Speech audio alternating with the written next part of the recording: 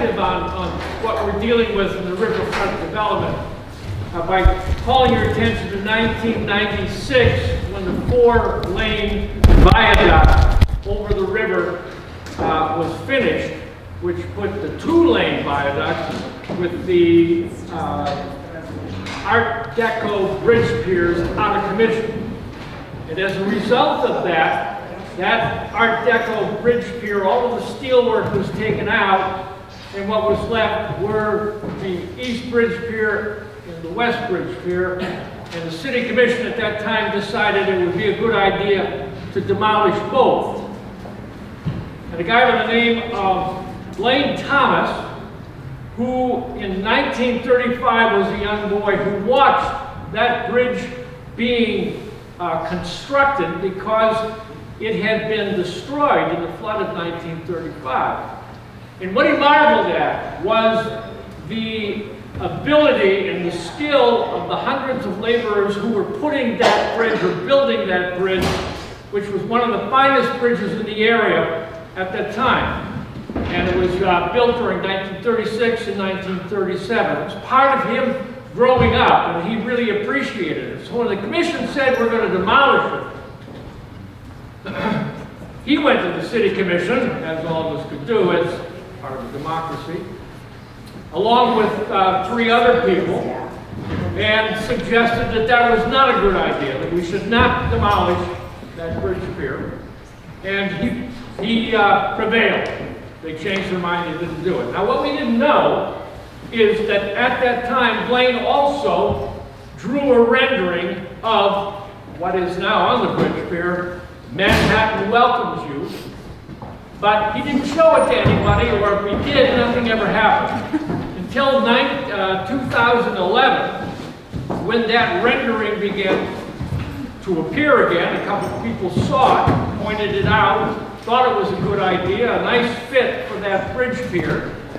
Got the city commission, the county commission, and KDOT to agree to the project, raised the money to do the project, and did it. But in the process, we created a very nice statement for the river.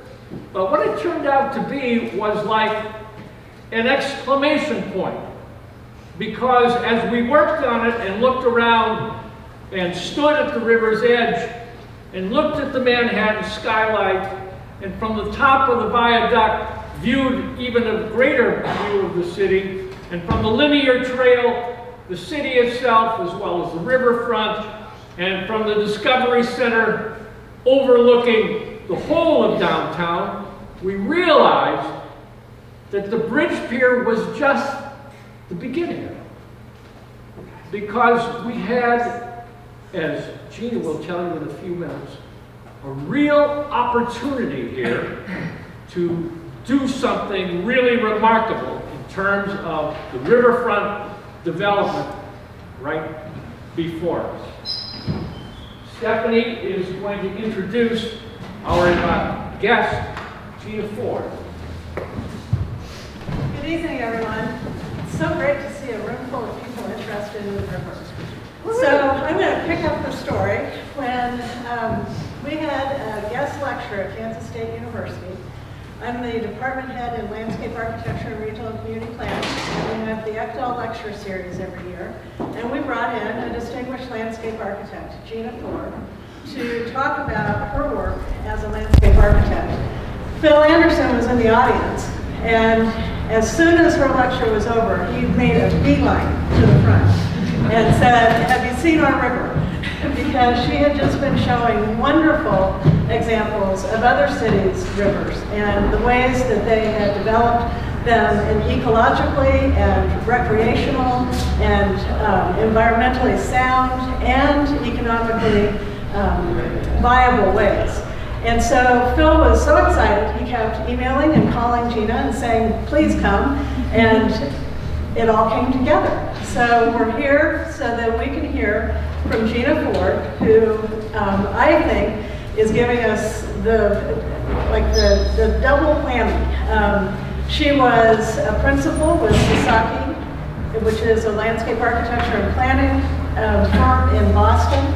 and did a tremendous amount of work across the country, and in fact, award-winning work in just another couple of days. She's going to receive an honor award for work done on the Chicago riverfront, and she's now moved on to having her own office, which is Agency Landscape and Planning. So we're hearing from someone who has the legacy of one of the oldest and most established and recognized landscape architecture planning offices in the country. And she's also the hottest new thing in the country because Agency is the cool new firm, and they are doing tremendous work. So we are so fortunate to have her with us and for her to share her work with us. And then I think, based on what I see on the tables, we're going to be doing some work. So thank you. Thank you.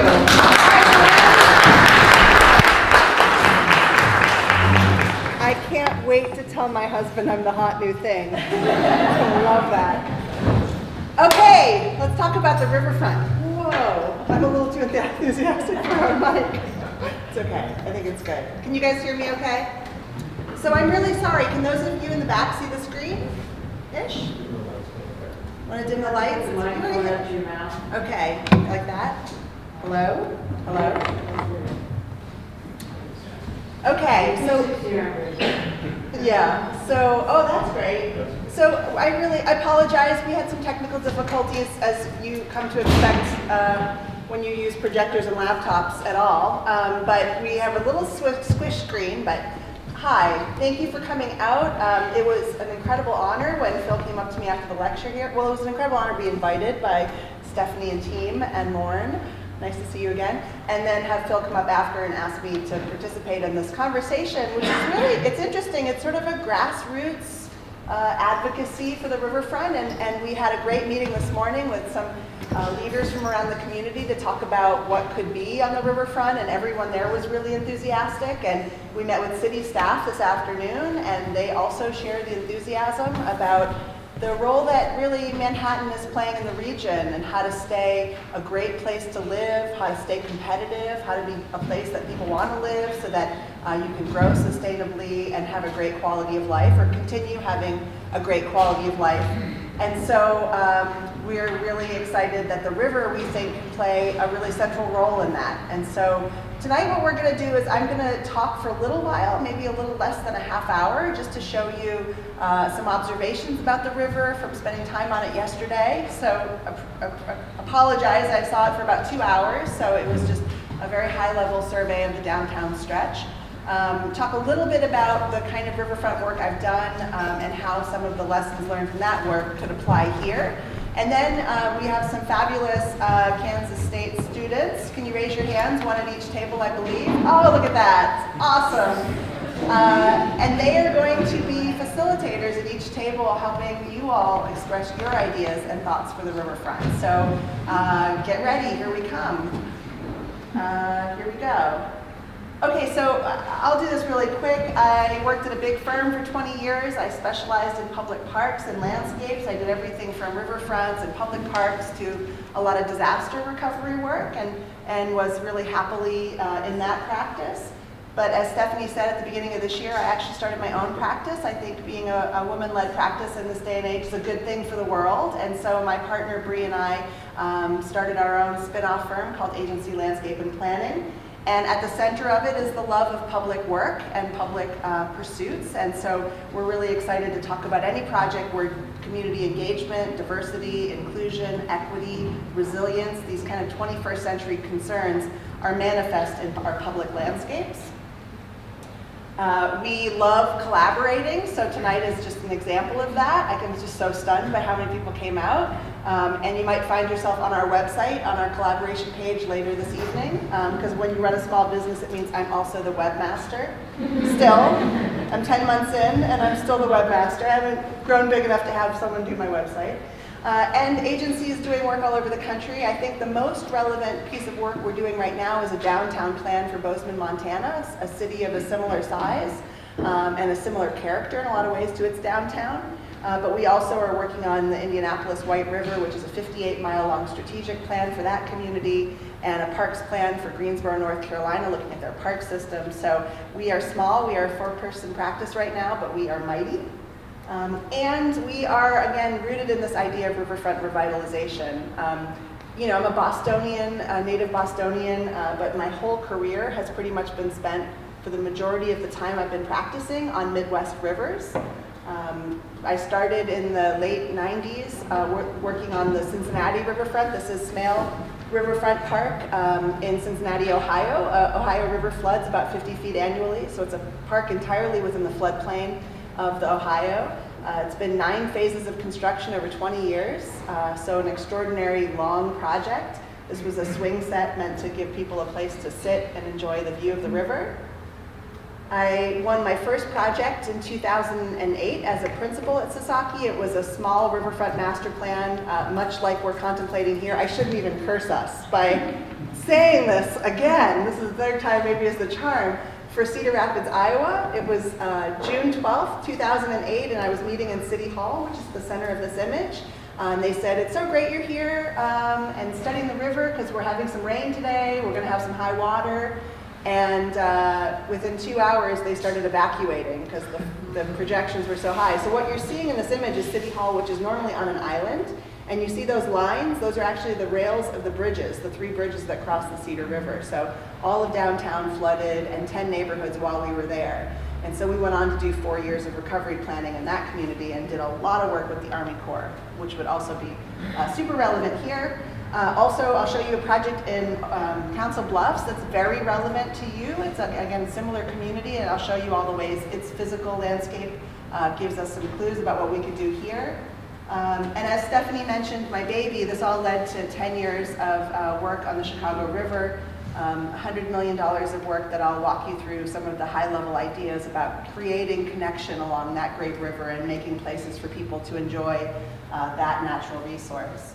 And along with that, my partner Bree, who's an urban planner, she does a lot of large-scale plans, so that's led us to places like New Orleans, looking at flood resilience in the wake of their disasters, the post-Sandy landscape here of the New Jersey shore after that disaster. So it's a unique kind of specialty that we have. A few observations about your river, which is extraordinary. I told Phil yesterday, working in places like Bozeman that has a creek run through it, and Greensboro, which has a series of small creeks, they talk all the time about how they wish they had a river. You know, what we would do if we had a river, we would just go nuts. We would make this the best city on earth. And here you are, Manhattan, Kansas, with this incredible river running through downtown. And I think it's largely invisible, except a few glimpses that you get, and real advocates and users might use it, but I bet a lot of people don't really think about how they could engage with it. It's incredibly beautiful. I mean, I've seen it now at high water, right, today, which is why I was nervous to bring up the whole flood story. I was like, because it's supposed to rain tonight, I'm like, oh gosh, if this happens another time. And then in February, I saw it in low kind of sandbar quality, also very beautiful. Just an incredible scenic natural asset. It is part of why you're here, why your community has chosen to be here. This is a historic map that shows both the Blue River and the Kansas River and how they've changed course over time and have left these remnant oxbow patterns in the landscape. It's kind of an extraordinary story of change over many hundreds of years. And I think we think about rivers, we often call them timeless flows, right? They have been flowing long before we were here. They will be flowing long after us. They are these unstoppable, timeless natural systems. And so we all connect to them. They connect us all. Water, every drop of water that falls makes its way together. Here you see just this idea that you're part of a string of communities along the river.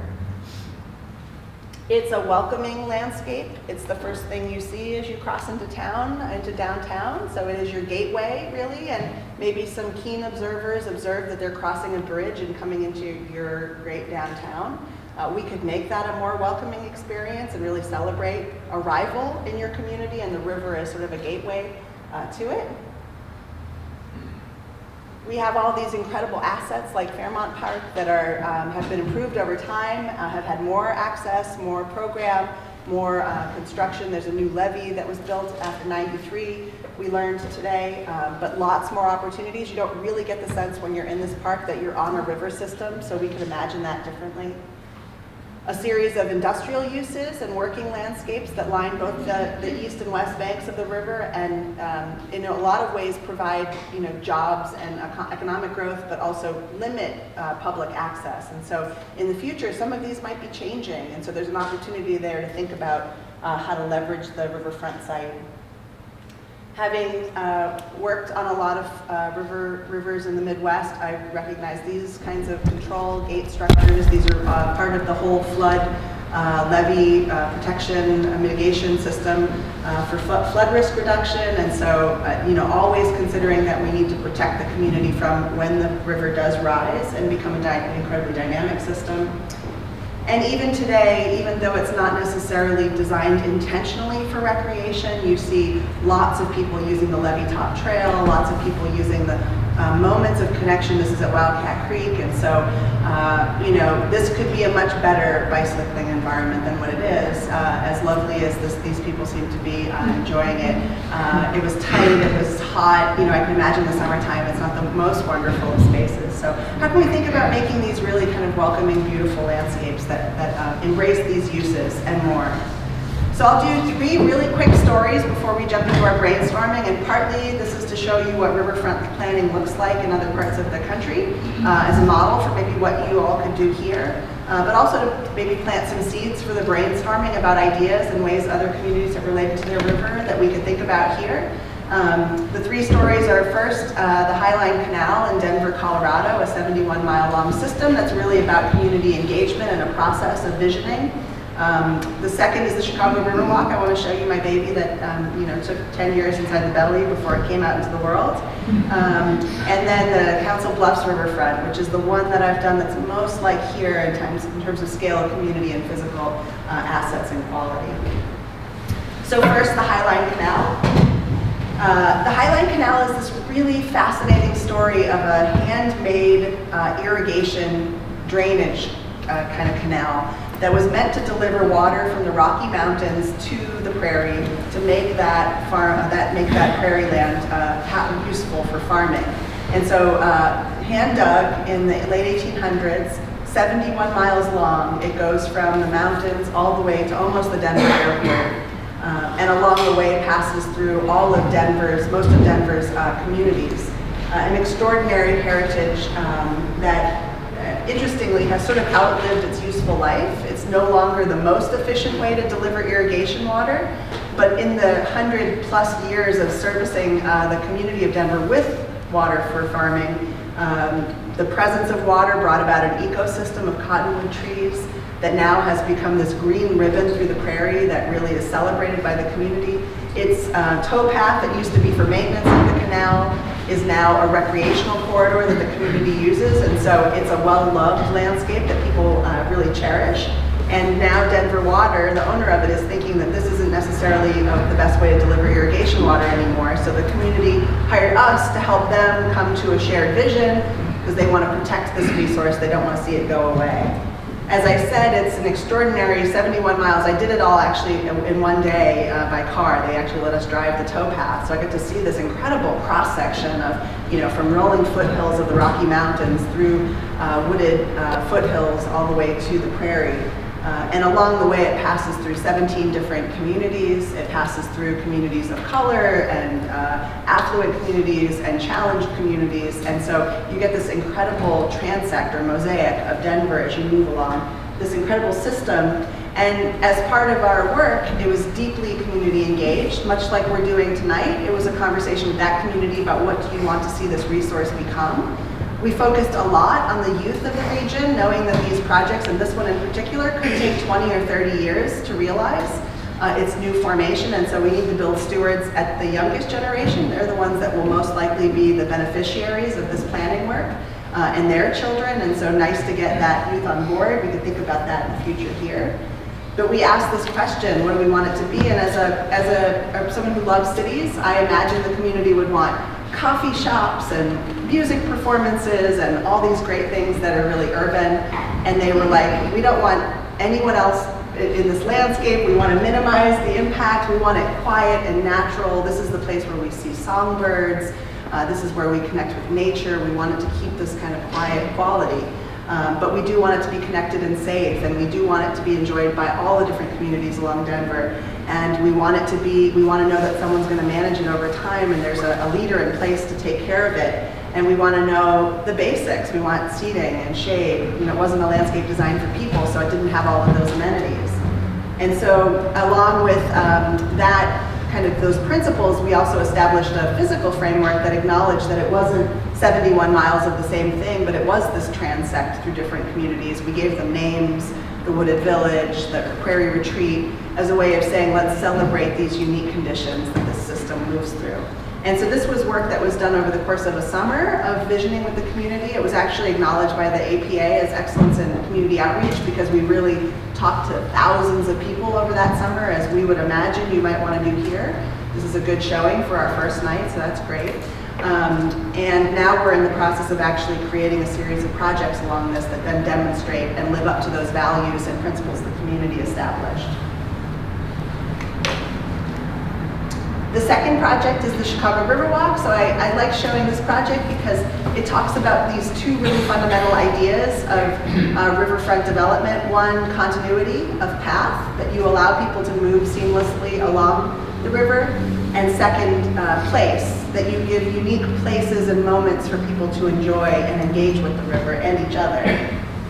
So this was our site in Chicago. You might recognize it as this kind of canyon of space, of skyscrapers and river. The vestibule bridges are famous for opening and allowing the boats to migrate between lake and river. Our site was on the left-hand side of this image, 6 blocks that today, before our work, you had to basically go up and down stairs to get down to the river and then up to cross the street and then down again and do that over and over again. And so what that meant was that those spaces were really kind of not well used or well loved. They weren't really functional. And so our client was able to work with the Coast Guard to get 20 feet of build-out space to create new land, to basically create a new path that connected all 6 of these blocks. So our concept is the concept diagram that really talks about that path, which is shown in orange, not just as a continuous thread, which it is, but also as a different shaped space in each of the blocks. So the idea was to welcome diversity by offering different programmatic opportunities. One block is about dining, another one is about kayaking, another one is about habitat and ecological. So as you think about river systems, they're big enough that you can have many different kinds of experience, all thread along a kind of common thread or walkway. This was the before conditions. You can see how gray and sad it was when we came on board. It was, again, this space that was just sort of left over, and you wouldn't really think about coming down here and spend time. There really wasn't much to do, and you couldn't move through the city on this. And this is the realized condition of that build-out. So you see this pathway that becomes the continuous thread, but then you see all of these places for people to sit, to enjoy the water, even to sort of tie their boat up and get on and off the river. Here's a view looking down on it. So we made this kind of folded wooden seat element that you sit on and enjoy the river from one side, but it also folds up and becomes a bar, so you can have a glass of wine and look at the river. That all folds down and almost touches the water, so you can sit with your feet almost in the Chicago River, although it's still very dirty, so you really shouldn't put your feet in the Chicago River. But the idea of getting close to it is symbolic of this idea of stewardship and about getting meaningful connection to it. One space we dedicated to human-powered craft and made it all about kayaks. So I imagined it like an urban beach, but instead of sand, we had precast concrete. Instead of rocks, we made these seating elements that kind of mimic rocks by a shore. We planted it with beach grasses. There was a place you could come here and rent a kayak to get out on the water. So it became this place that very much felt like a place to engage with the river. And then this space is one that just opened this past, it opened a year and a half ago now, or a year and 3 months ago, but it just really had its first flourishing summer of planting. This was a room dedicated to, or a space dedicated to floating wetland gardens. So we wanted to make a place that was both about ecological learning for the people at the surface and also fun, love, and friendship for fish below the surface. And so these floating wetlands provide that habitat. They also help to clean the water. They're also lovely and tell the story of what was here before us. And as you can see in these images, on the left-hand side is a normal day on the river, people enjoying sitting by the water, On the right-hand side was it in flood this past summer. So you see that those floating wetlands kind of rose and they fall with the river. And the whole landscape of the Chicago Riverwalk actually does flood. It was designed to do so. Just as you can imagine here, you can design walkways and public park space that can be flood resilient to the occasional inundation. As I said, we wanted to make this a space for fish. So underneath all of our structures and attached to our structures are all of these really low-cost habitat curtains and hula skirts that we put onto the columns that hold the walkway up. That enables fish to be able to hide. There's like all kinds of like small growth that happens that starts to build an ecosystem even under the walkway. And people don't even know that's there, but the fish like it, so we're happy about that. And then last image on Chicago, between each of the blocks, you have to pass under these bridges, right? And if you've been in Chicago, the bridges that cross the river are like metalwork, they're open metalwork. So as you pass under them, things can fall down on you. There's famous stories about things falling down that shouldn't have fell down and hurting people below. So as part of our work, Carol Ross Barney, our partner architect, designed these metal sheaths that basically protect the pedestrian as they're passing under the bridge, but also do this really magical thing of catching the light and the reflection of the water. So these spaces that are typically, and you might imagine like passing under your bridge here on the levee, dark and maybe a little bit scary, becomes instead magic and light filled. And so people that experience this passage often write to Carol, write to me and just say, I didn't understand that the river was mine, that it belonged in my city, or I never felt so close with it as I felt as I walked through this space. So even without touching it, you're giving people the experience of connecting, and that builds stewardship, hopefully, to help clean the river over time. Cool, right? Okay, last story. This is the community that's most like you. This is, and I say that no community is alike, but it's similar in scale. It's 60,000 people or so. It's called Council Bluffs, Iowa. It's across the river. This is a little different, across the river from Omaha, Nebraska. So it's got a big metropolitan population across the way. But it's similar in scale to you, and interestingly, it has a lot of the same physical characteristics as you do as well. It was a 100-acre green space. As you can see, this is on the Missouri River. 100 acres of green space kind of strung out on the east side of the river. And a community that had some capacity to build public space, but also was limited because it's a relatively small community. The city of Omaha had just built, as you can see the mouse here, the Bob Carey pedestrian bridge, which is this incredible $20 million 1 mile long bridge that spans between Nebraska and Iowa. You can actually stand on the middle of the bridge and be in both states for a moment. And when it was built, it was this incredible regional success story because up until then you couldn't walk over the river. It was too big, and the only other connection was highway scaled and not allowed enough for people. So this new bridge landed in Iowa, and poor Iowa hadn't done anything yet to receive it. So there were all these jokes about it, the bridge to nowhere, and there's nothing to do when you cross over. And people would walk over and then walk back right away. And so Council Bluffs hired us to think about what would an appropriate landing be for this incredible bridge. And so because it's a modest-sized community, we said, let's focus all of our energy in that little moment, that moment where the bridge meets the levee on the side of the river in Iowa. And let's make this great community space that we called the window. We wanted to cut through the forest, create this, what we saw as a window to Omaha, where Omaha and Council Bluffs would look at each other across the river and create a platform for both communities to come together. That would be the most appropriate kind of landing. And so that's what we did. This is a zoom in. So what you're seeing is Omaha on the left-hand side, the Missouri River, about 1,200 feet of floodplain forests. The red line is a 15-foot high levee, positive in the landscape, so it's sticking out like a mound in the landscape. And then this neighborhood with a big kind of old park that was there that the city had seen as a potential redevelopment site. And so this is very similar to what we see here, except you also, on top of having river floodplain forest, I'm thinking about what's right outside our window right here, and then levee, you also have then railroad line and some roadway infrastructure, right? So a lot of barriers kind of stacked up between the community and the river. And so in Council Bluffs, what we decided to do was, first of all, to take that potential redevelopment site, which was lower than the levee, and actually raise it up to be the same height as the levee, and then put new buildings on top of it. One, because it gets those buildings out of the floodplain.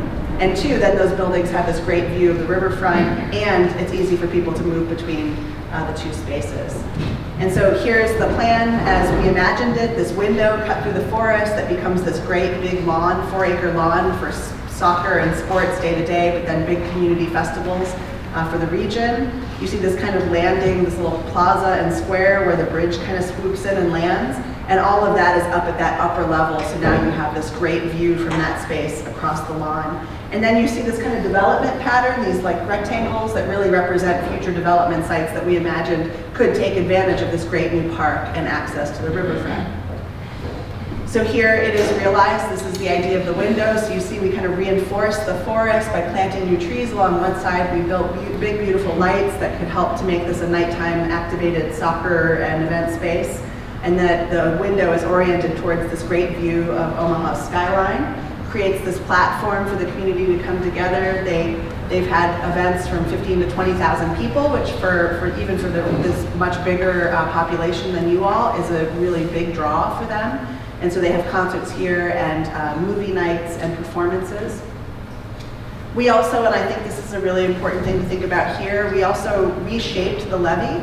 I think one of the worst parts about levees as a designer is that they're the same shape monotonously through the landscape and they have no relationship to context really. I mean, occasionally you get a walkway that goes up to them or a floodgate, but otherwise they're just the same thing over and over again. So we kind of wanted to de-levee the levee and make it something sculptural. So we built out on the wetland side this amphitheater of sculpted seat walls that both reinforces and adds more kind of mass to the levee so it's not hurting it or compromising it, but also made it more gracious for people. And also, again, made it a place. So this is it when the high school track team's doing drills on it, and here it is during a performance. So the idea was, 2,000 people can sit here and see a small-scale performance, or 17 to 20,000 people can be on the big lawn, or those spaces could work together. So it was meant to be customized to this community. And as I said, this was just this past summer. I just love this image of the idea of just movie night out on the park, right on the rivers. You hear the Missouri River rushing by, and you're watching a movie. And we just completed the plaza at the top of the levee, which is really that landing space. This is actually an image that was when they were testing the fog fountain. So we had this idea that, and I'd love that here, that we'd make a fountain just off the levee, so when bikers are going by and they're hot, they can just drive off and drive through and keep going and sort of have a cooling moment. But it's also a great place for kids. Hopefully there's not kids hiding in the fog when that happens. I mean, I don't think until we thought that through. But the idea is like just these moments of placemaking that really celebrate connection for people.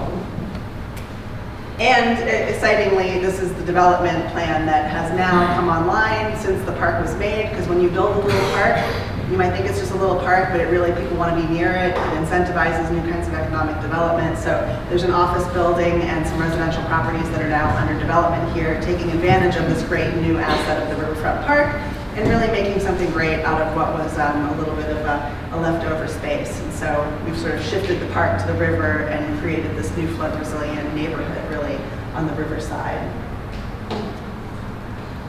So those were the 3 stories I curated for you. I could have done many more, but I thought those were the most relevant to help you think about, first, how do we start a community conversation about the river? Second, how do we think about connecting our river? And third, what are the real opportunities for placemaking and activation here? And so, are y'all ready to do some thinking? Okay. Take a breath, and then I'm going to explain to you what's going to happen. Everyone that's a Gemini, stand up. No, just kidding. Just kidding. Okay, Kansas State students, you ready? Yes. Okay, so really hard to brainstorm in a group this big, right? What do I need? You pointing to me? Is that Avery? Is he pointing? So I was like, what do you want me to say, Avery?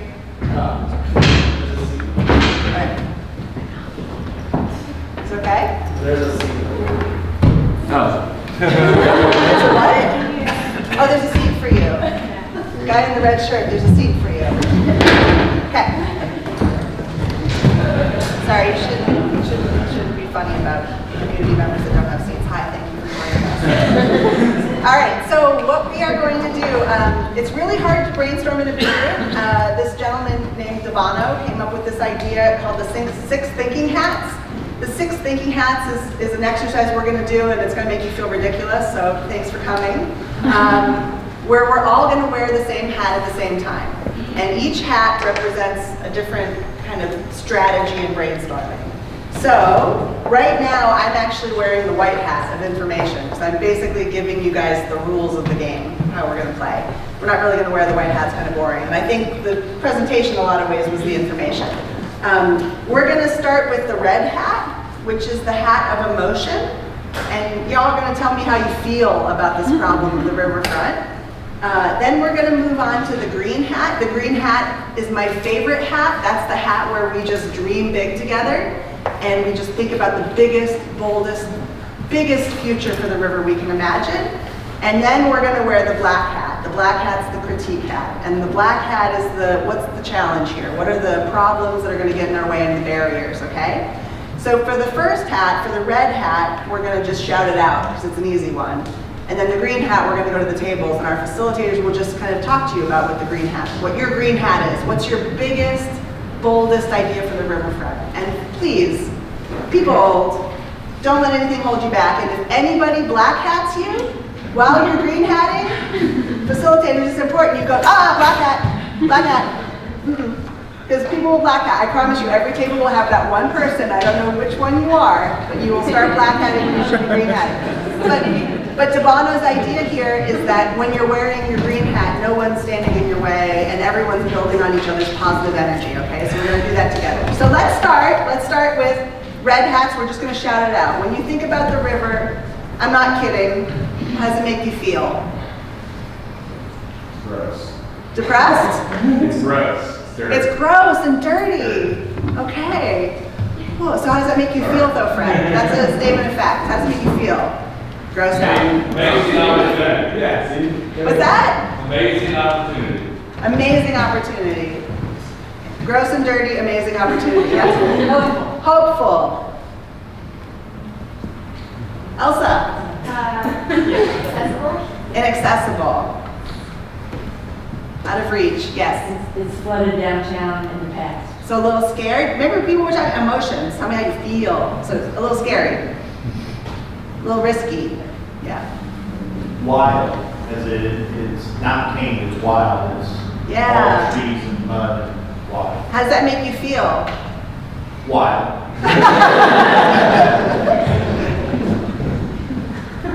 Come on, there's a lot of other people who haven't shared their feelings yet. We're going to stay here until everyone shares their feelings. So come on. Calm. Exciting. Worried. We got a little worry up here. Sometimes they can be negative feelings. That's okay. Adventurous.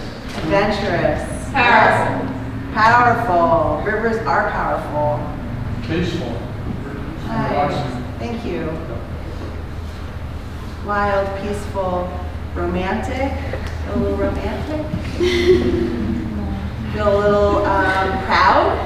Anyone feel a little proud when they think about the river? A little like, oh, I'm a human being and I'm here right now and I'm in this great city and this great river. Okay, I think you guys are ready to green hat. You're all looking at me. Okay, so we're gonna take, let's see, how much time do we have? How much time did I yap? Okay, we're gonna take about 15 minutes to green hat. And I'll walk around and just make sure it's going okay, but please, no black hat and green hats. Biggest, boldest.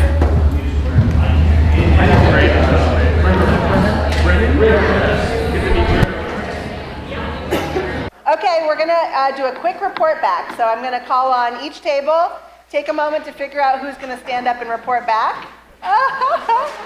And it doesn't have to be the facilitator if there's a brave soul. But we have a lot of tables, so we're just gonna do like 30 seconds to a minute at each table, okay? So starting with Elsa. You can just yell out, what were the big ideas from your table? Yeah. Basically, see your map. This is Point Ave, and this is the mall that ends Point Ave, and our main idea was to maybe not get rid of it, but break open like the viewpoint from Point Ave so you can have access to the river and there's like a continuous connection to the Fairmont Park across the river, and then have a connection down this road, which I don't remember the road name. Third Street, which is like the nice area where the Blue Earth Plaza is, and then you can have access to the linear trail run that way too. And then it would be like a continuous running loop, or just Oh, nice. and then this area where like all this parking lots are for the mall would be transformed into like a gateway park where they know the homecoming parade starts, so they could like still start there and be more. Every parade. Thank you. Awesome. And I know those of you are like, oh my God, we didn't do drawings. It's okay. It can just be words. It can just be words. Who's next? Who's our next facilitator? Hey. Yep, here it comes. Okay, so our group kind of talked about urbanizing the area. The current location that we are is kind of the new expansion, and so we have great opportunities to just keep going in this direction. We also talked about creating a performance space somewhere along the river, having better trail connections visually and physically, and lastly, enhancing the river recreation that is already happening. Beautiful, thank you. Good report back too. Well done. Who's next? Yes, you in the gray jacket, you in the raspberry. Do it together. Do it together. Do it together. Okay, I'm a community member. So ours was not nearly as sustained, but it was kind of a brainstorm. And we also had the ideas of, I don't know your name, Dee Dee. He's talking about the 3rd Street connection, talking about coming off of Point, so we want to second that. And then also working to build out Fairmont Park to touch into the river so that people don't feel so disconnected, because that was a theme that we noticed was just a big feeling of disconnection from the river. And so creating gathering spaces, multi-use spaces that are resilient to flooding, that was a big thing that we were talking about, is how do we were trying to keep our black hats off, but recognize that flooding is an issue, and so making it resilient to flooding. Awesome. Thanks for avoiding the black hat trap. It was really hard. It is hard. Who's next? How many people, before you do it, how many people had a black hatter at the table? Oh, yeah. They were like, we were the black hatter. It's just who you are. It's just like, I grew up here. It's just who I am. Okay. All right. So we talked a lot about having a good pedestrian connection bank to bank, and visually and physically. Also having better places for kids to play, and putting back some of the green space that's being taken out from parking lots and things like that. And just having like moments of joy where you could maybe zip line or trampoline. Also talking about controlling the water flow to be able to, you know, have different program elements on the things. Thank you. Yes. So someone wanted a trampoline? Oh yeah, the built-in trampoline into Yep. the ground, right? Yeah, I can see it. Okay, good. There's we're in what community? In Indiana, on the White River, they hammock under the bridges. Pretty big, people's greenhouse. Okay. Hi, Matt. Hey. So we wanted something for everyone. We saw opportunities to have a venue for Country Stampede and Praise Fest. We thought a floating stage might be cool. And there's a lot of opportunities for regional connections as well, and economic development, densifying the area, expanding downtown. And there's also a lot of educational opportunities, both about the natural environment, but also about the history of Manhattan. Beautiful, thank you. Nice done. Thank you. That's good. Yes. Peter, No, we got children. I know, Sorry. so you stood up during report back. I was like, oh, please. What did we say? What was the name of the steamboat again? Hartford. The Hartford, Museum for the Hartford. Okay, thank you. Say hi to the kids. Okay. Okay, so we looked at, we were wondering about different ways to address the flooding. So whether it's an overpass or even an underpass, and then also thinking about how we could utilize all of the different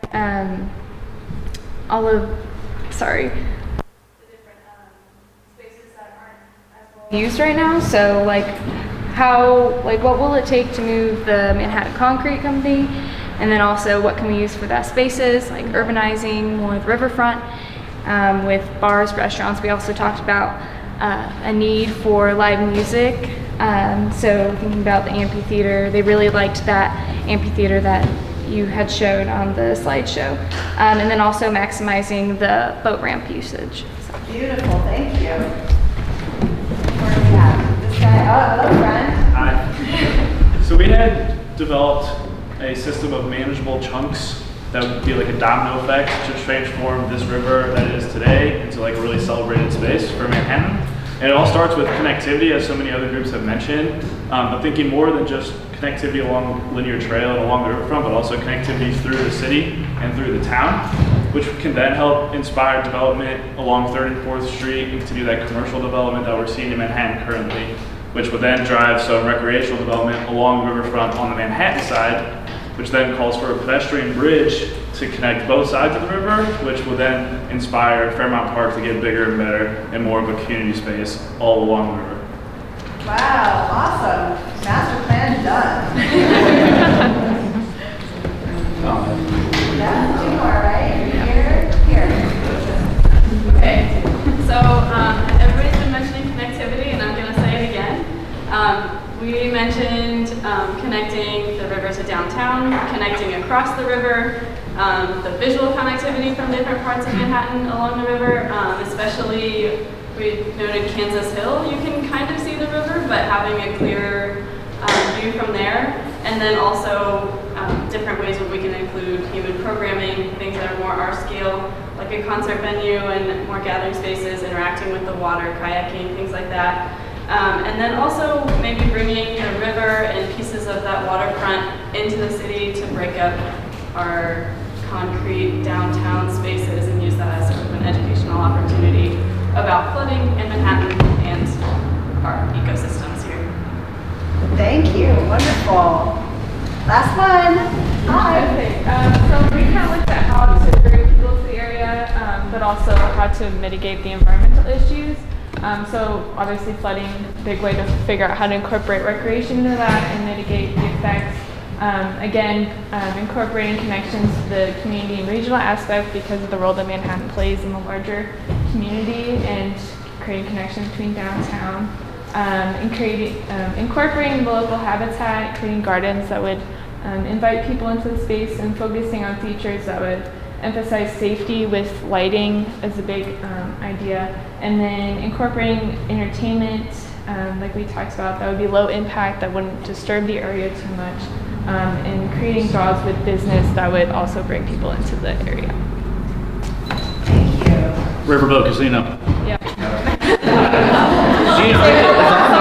Sorry. Did you say Riverboat Casino? Yes, sorry. Are there casinos in Kansas? Yeah. All right. Okay, so at around 8:30, caravanning to the casino. Okay.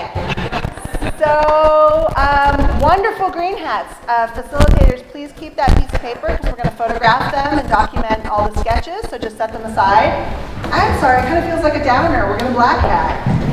Ready to black hat? We can do this one more quickly. We'll just do this for 5 to 10 minutes. So just think about what are the barriers, what are the challenges, like flood, for instance. That happens back on. What do we think about? All right, everyone. Table 1 and Table 2 are done black hatting. They are optimists all the way. Table 3? Yeah? Done? Okay, we're going to stop black hatting. We're going to stop black hatting. We're going to start reporting back. I'm going to keep talking until it's quiet. What is it? Rainfall? What is it? 2? I don't know. What is it? Okay, who wants to go first this time? Get over with the black hats. Okay, hi.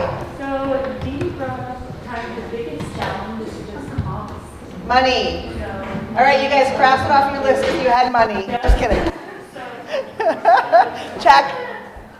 Pretty much got that out of the way right away. Okay, well. And we also thought a lot about the stormwater drainage going into the river and the pollution that it's causing. Stormwater as well pollution. as how that is handled. The connection, obviously, is a big thing that we've been talking about a lot lately, but also just how much parking is in the area. There's a lot of parking. Yep. So we actually had a good idea kind of to come out of that, is if we develop more area, we'll need more parking. And we actually have an idea about using the existing mall parking because it's not largely used. So what's happening up here, people, this is really important. I don't know if you just saw that. She just took a black hat and made it into a green hat. She said, there's a lot of parking. That was pretty powerful. She said, there's a lot of parking, but we had this idea that maybe the parking at the mall could become more useful because it's not used all the time. So, way to turn a black hat green. Yeah, I think that's mostly what we talked about. So. Thank you. Awesome, thank you. All right, who's next? Hi, Mac. We got Mac in the back. We got 2 Macs in the back. All right, so we also talked about funding, but we also talked about the railroad as how noisy it is. It's a barrier, and it's not very safe. We talked about the homeless population that chooses to live in the area. Also, the issue with erosion, and if Manhattan's even ready for this, if we're ready for a lot of development to come into the south side of downtown. So that's about it. Thank you, awesome. I'll go next. Mac in the back, number 2. Yeah, the other Mac. So we talked about a lot of the issues that have been talked about so far. We have a table of optimists. So. Yay. But we talked about potential challenges with coordinating with the Corps of Engineers and KDOT, as well as potentially disturbing certain ecosystems. Thank you. Okay, so we'll go ahead and go. We talked about the same areas that we're moving the railroad and the road, and moving the concrete company. So we're moving those established businesses and the potential of remediation that will need to occur along the road. And then some of our existing permits that are required to actually go into the river itself. Thank you. Who next? Elsa, I think that means it's you.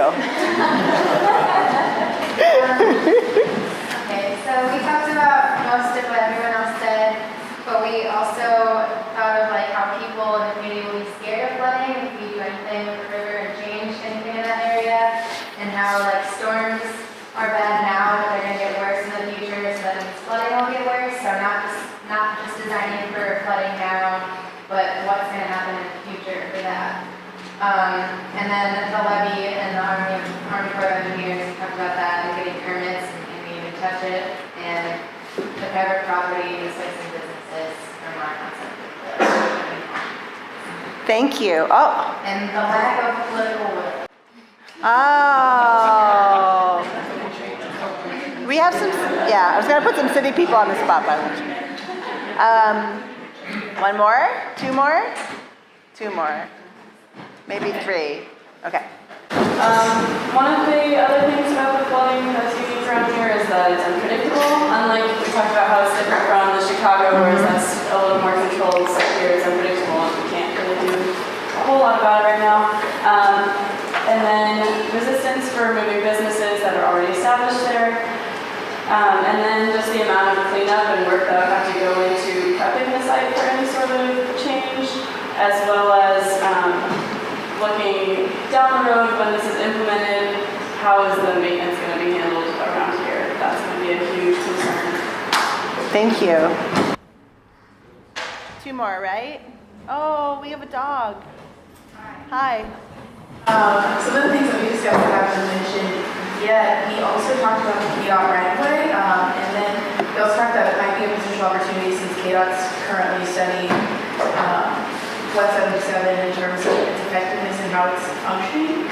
And then we also discussed how the 4 roads that are in this area are all very highly trafficked and have high traffic counts, and how that could be potentially problematic since there are some of the major east-west and north-south continuous roads that go through the community. And then we also talked about if we were to cross the river, how we might have some community resistance from the people who live in the our area, just because they're used to a slower lifestyle and they're not maybe used to all the urbanization and the high peaks. Some of the reasons why they chose to purchase a home like that.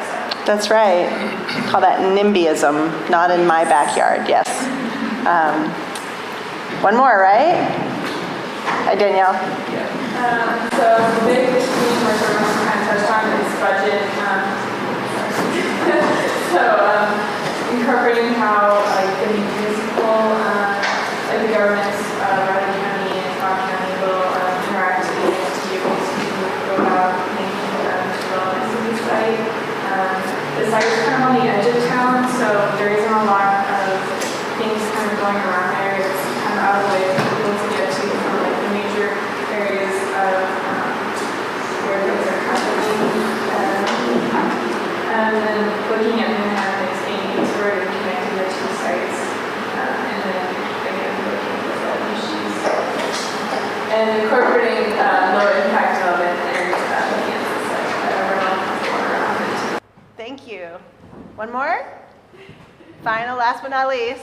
Bring us home. So aside from things like Corps of Engineers and the right-of-ways and all those barriers, a big thing we talked about is visibility and just how you don't see the river at all. And then if you open up lines of sight, like what would that mean for development? Is that it? That all our black hats? Okay, so we are effectively through our hats, and let's say a couple things. First of all, thank you all so much for coming out tonight. I think about, I just want to acknowledge Mr. Anderson to my right, who, you can clap, it's okay.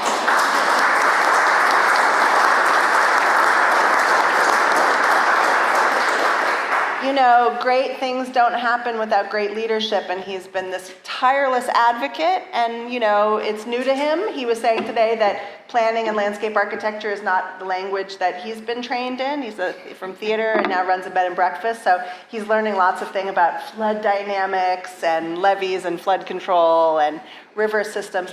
But you think about these amazing transformational projects like the High Line in New York City. That was one person's dream, and they started spreading the word, and other people started seeing it, and they made it happen. And so I think, thank you so much, Phil, for having me. It's been a real joy, and let's make it happen.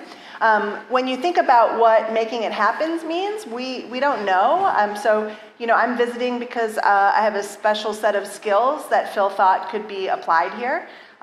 We've had a lot of conversation today. We're meeting with the mayor in the morning. We're doing a radio show. And so we've tried to be really effective about just getting the word out that there's interest in the river. And I have to say, I feel really optimistic that some people heard that today and saw Phil's passion, the potential of this riverfront, and I think it could catch. So let's hope. Let's continue to spread the word. We're going to be talking about what a master plan or a planning effort could look like on the riverfront. Who are the right people to sort of take that on and lead it? Who has capacity and interest? And I promise you, I think there's some real interest. And so what I'm going to do is have the teams help document all of this thinking and summarize it and give that to Phil and team, and so that we'll have a good document.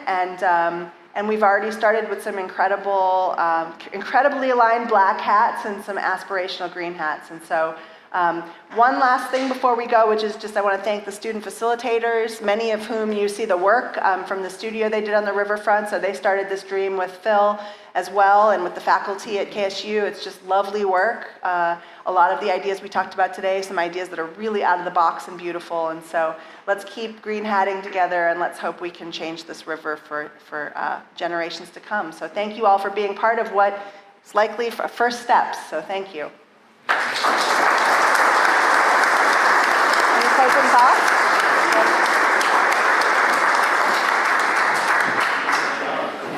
It's fun, huh?